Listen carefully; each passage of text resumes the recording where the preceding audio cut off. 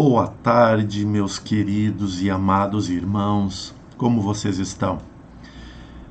Tenho tentado, dentro do possível, entrar no novo ritmo, na nova estrutura de trazer sempre algo para que possamos conversar, para que possamos refletir e para que tenhamos nós uma capacidade de trocar experiências, de trocar vivências. Sei que muitas vezes nós nos tornamos repetitivos, falando e repetindo sobre o mesmo assunto. Mas quando nos referimos à luz, acredito que nunca seremos repetitivos, porque um dia, em algum momento, alguém despertará.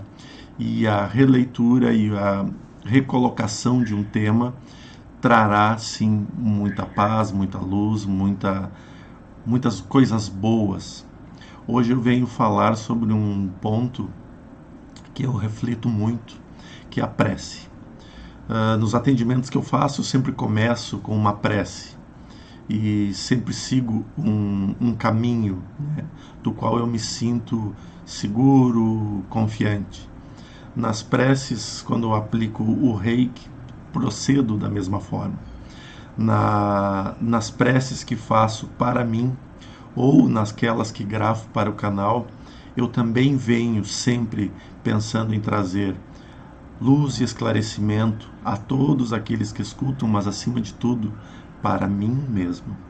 É uma maneira de conectar-me com o alto. Então, estava eu pensando hoje sobre um monte de coisas e buscando livros, até porque a minha vontade inicial era falar algo sobre mediunidade, em conceitos mais firmes sobre mediunidade. E então estava no banho, mentalizando o que poderia falar ou não, o que poderia trazer. E então eu vou até uma sala que eu tenho os meus livros e geralmente eu faço elevo meu pensamento e peço para que a espiritualidade de alguma forma me mostre algum caminho para que eu possa seguir. E eis que eu encontro um livro que estava debaixo de um livro gigantesco que eu tenho. E aí ergo o livro gigantesco, empoeirado, gigantesco, porque é grande mesmo. E aí está lá um livro que eu muito indico para que todo mundo leia, que é Os Mensageiros, de André Luiz. E é interessante porque nesta obra, André Luiz, ele relata logo no início, quando ele sai, quando ele é preparado para ir para a sua nova jornada, em que ele é levado para um ambiente onde é trabalhado magneticamente a amplitude de suas capacidades sensoriais, a visão, a audição, a telepatia. Ele é trabalhado para que isso se amplie.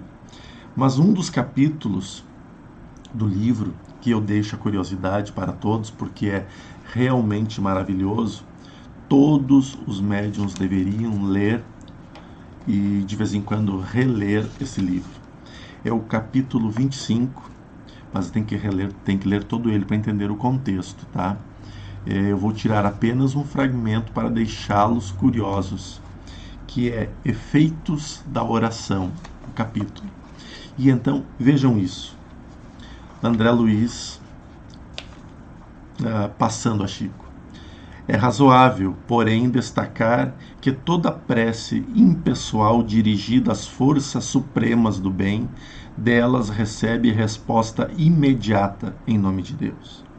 Sobre os que oram nessas tarefas benditas, fluem das esferas mais altas os elementos força que vitalizam nosso mundo interior, edificando-nos as esperanças divinas e exteriorizam em seguida contágios de nosso magnetismo pessoal, no intenso desejo de servir com o Senhor.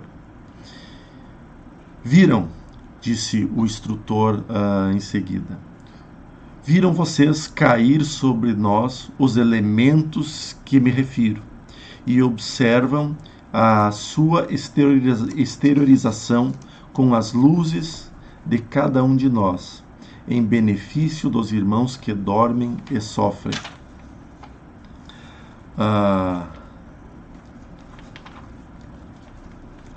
Vejam,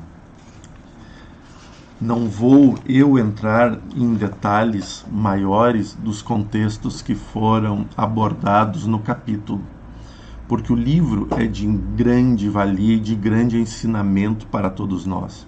Não apenas o livro Mensageiros, mas toda a obra literária que nós olharmos com os olhos atentos ao processo de expansão de nossa consciência. Nós sabemos que rezar, que orar, que fazer prece tem a tendência de aliviar as nossas dores. Nós também sabemos que Jesus nos ensinou e nos exemplificou que tudo aquilo que pedirmos em oração nos será dado. Então nós criamos, passando longos períodos, repetindo. Porém, muitas das vezes, as nossas orações elas tornam-se mecânicas. E fazemos apenas como cumprimento de um protocolo. Claro, observando nitidamente que eu não me refiro a todos nós, mas pensando de um modo geral sobre o globo, seja ela da forma que for. Nesse caso em específico, estão falando de orações, de preces. E então, realizamos de forma mental, muitas vezes nem pensando, porque nossos pensamentos não param na conexão das palavras, nas forças que nossas palavras geram, a emoção que as nossas palavras geram, porque estamos tão atordoados com aquilo que nos preocupa, que aquilo que nos persegue, nos corrói, que nós realizamos um ato apenas mecânico. Cabe ressaltar que mesmo na oração repetida e decorada, como por exemplo, a maior de todas e as mais belas as preces que Jesus nos ensinou, o Pai Nosso, se falarmos ela com muita calma, com muita coerência, prestando atenção nas palavras, nós vamos ver e entender a profundidade que há naquela prece. Jesus nos ensinando a conversar com Deus. Diante disso, passado alguns séculos, estamos nós aqui ainda discutindo sobre como rezar, sobre como nos entregar. Ontem falávamos sobre as oscilações que temos durante o dia. Hoje falamos sobre as preces, aquelas que nos mantêm em harmonia e serenidade com a luz. Lembramos que tudo o que abordamos tem um único objetivo, que é a expansão da nossa consciência, a expansão daquilo que nos tornará ainda melhores, ainda mais em conexão com o todo. E neste momento possuímos a ferramenta da prece, possuímos inúmeras outras ferramentas que nos auxiliam. Mas lembrem, por favor, nunca esqueçam disso. Quando nos entregamos de coração, então estamos prontos para receber aquilo que pedimos. E este capítulo lindamente se encerra da seguinte forma: